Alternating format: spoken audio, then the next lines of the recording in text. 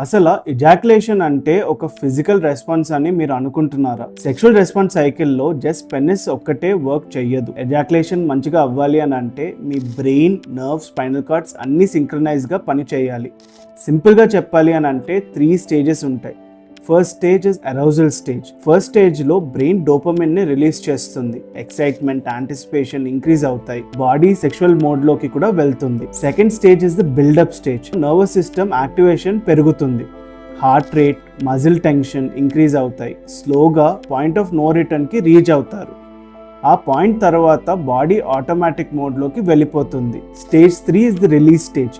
ఈ ఫైనల్ స్టేజ్లో brain and spinal cord కలిసి మన పెల్విక్ మజిల్స్కి ర్యాపిడ్ సిగ్నల్స్ పంపిస్తాయి. దానివల్ల ఎజాక్యులేషన్ ఆటోమేటిక్గా ట్రిగర్ అవుతుంది. అందుకనే ఎజాక్యులేషన్ అనేది ఒకరి స్ట్రెంగ్త్ ఇష్యూ కానే కాదు, మన brain body coordination process. So control improve చేయాలి అని అంటే బాడీ కన్నా బ్రెయిన్ ట్రైనింగ్ కూడా ఈక్వల్లీ ఇంపార్టెంటే.